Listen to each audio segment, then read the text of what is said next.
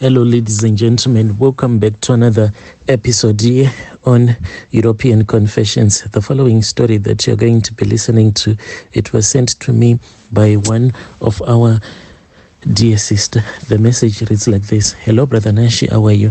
Can you please post my own story as hidden identity? So I am a woman who is aged 36 years old.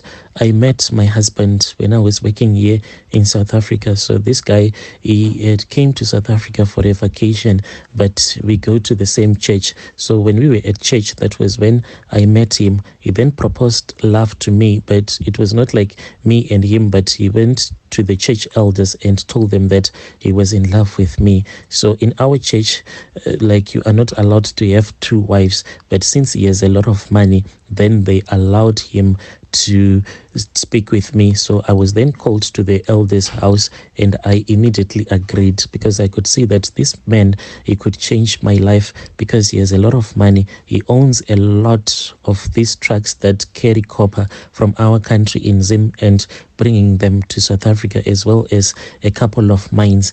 And when I had all of this, I said, let me just become his second wife. So we then went back home. I got married. My brother, this man, he paid a lot of money for my bride price. So I stayed at my parents' house while at least I was waiting for him to sort out everything for me, like here in South Africa. So after he had bought a house, that was when I returned back to South Africa. But I returned back to South Africa like studying on a student visa because he said that he wanted to upgrade me. So when I was in university, at the same time, I was pregnant. So me and him right now, we have 2 kids. So Brother Nashi, like when you get married to a man that is like really rich, you ignore some of the red flags, because when we returned back to South Africa, like when we went to the house that he had bought for me, like I don't know how I was supposed to show him that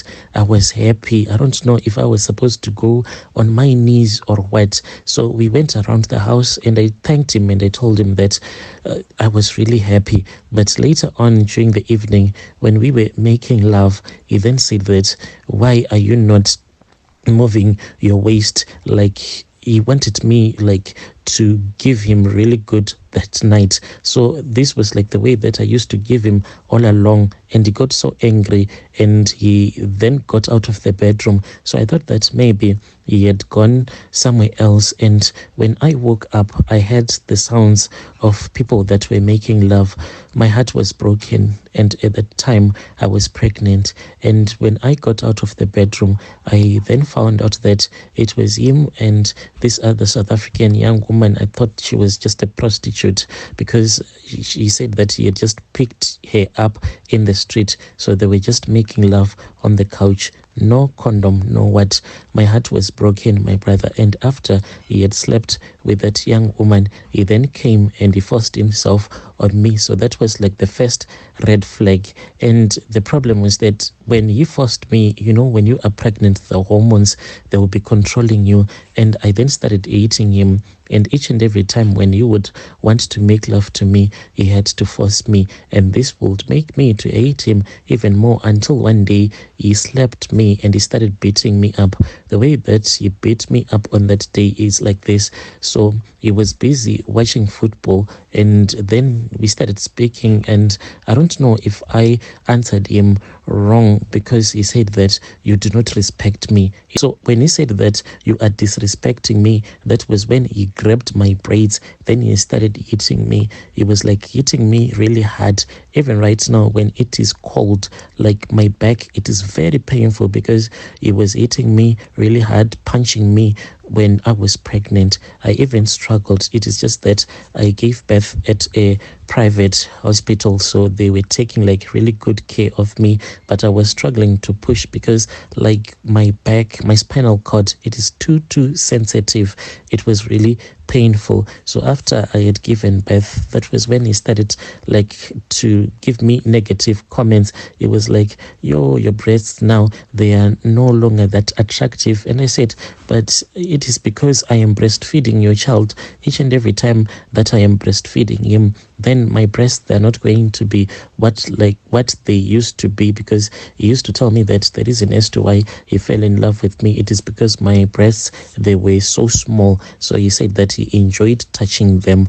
And my brother, he said that he wanted me to go so he said that he wanted me to go and get my breast reduced. So I did. I thought that I was going to make him happy. And at the same time, he was also abusing his wife, because he was no longer going to his wife. He was only sleeping with me. So at that time, I thought that if I changed my body for him, then I was going to impress him. I went and I got my breasts reduced. And from there on, he started complaining and complaining. If I'll catch him cheating, he's addicted to this, models, they are South African models that are on Instagram, those slay queens. Is addicted to those ones that have big curves. So he's always on Instagram. So I had told myself that I don't want to snoop around his phone, because I had seen that he's someone that loves women a lot. And I was just saying that since he's taking care of me and my parents, let me just be grateful for everything that he has done for me and for my brothers, because he had bought all of my brothers some cars that they were using for their small businesses that he had started for them. So I said that maybe this is the sacrifice that God wants me to do on behalf of my family, so that I can chase away the spirit of poverty that is in my family. Because to be honest with you, I come from a very poor family, but because of me getting married to him, I can see that the fortunes of my entire family have changed. So I kept on telling myself that I just need to ignore his phone. So there was this other day when he had came back home really late. He was tired. He had drove straight from Cape Town coming to Johannesburg, so he was tired. So when he fell fast asleep, he forgot to lock his phone. So I then took his phone and I just started scrolling and scrolling. Then I went on Instagram. That was when I found out that this is his addiction. He is addicted to these South African women that are light-skinned, really light-skinned, and those ones that have big curves. So I said, since this is what my husband wants, let me try to become that woman that he wants. So I then started bleaching. I used to go for some injections. I was someone that was very dark in complexion, but if I show you my old photos and what I am right now, you won't even believe, because right now I look more like a colored woman. And he told me that this is the woman that he wanted me to become. So when he told me that this is the woman that he wanted me to become, I then started going for some plastic surgeries that were really dangerous. I was risking my life just to make him to be happy. So I would get some injections to lighten my complexion. And after that, I said, since I am someone who does not have big curves, so let me go and do these butt lifts. My brother, when I communicated with this other girl, I met her on Instagram. She is from Mexico. I did not even know what kind of harm that I was about to do to myself. So when she spoke with me, I thought that the clinic where she was working at, it was legit. So I communicated with her. I told my husband that I wanted to fly from South Africa going to Mexico so that I can get my butt lift, and then my hips can also be big. So he said it was okay. I then went, but I did not go to Mexico. The lady said that she was going to transfer me to another surgeon that is in Brazil. I went there, Brother Nashi, and I stayed at this other hotel, and I waited for them to come and pick me up. So they came to pick me up, and as we were driving from the hotel where I was staying, the direction in which they were taking me to, you could see that this was downtown. We then went to what they said was their clinic, and this It was just like a shop. At the back of that shop, that is where they perform all of those surgeries, where they put some fat inside your body and lift your butt. At the reception area, it was not only me, there were two other women. They were from America. Then we were told that it was time for us to be taken to the theater for the operation.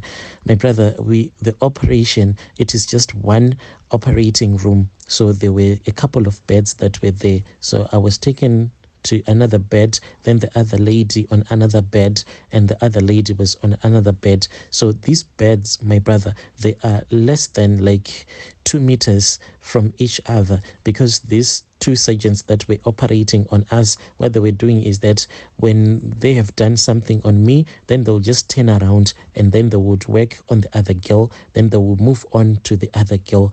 My brother, after we were done, when I woke up, the pain that I felt, that pain, it was just too much.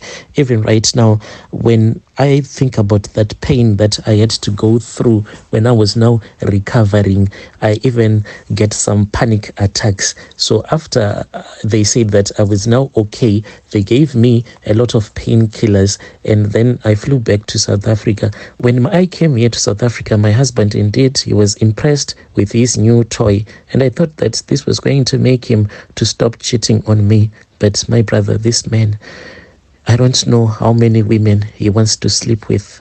I now have it all. I have the small breasts that he said that he wants. I have the big bum that he said that he wants. And I am taking care of myself. I go to the gym. I do all the squats and everything. But still, he keeps on cheating on me.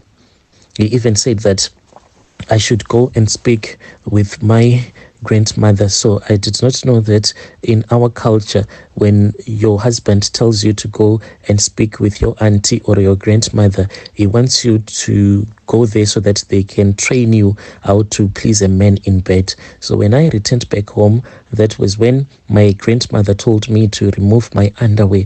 I removed my underwear from my grandmother. She then started to inspect my private parts, and she said that we were supposed to increase the length of my labia. So she then cut like a bed, then she bent it, and then she took the ashes. So she then taught me like how to rub the ashes on my private parts to increase the length of the labia. It was really painful, but just to please my husband, I did everything.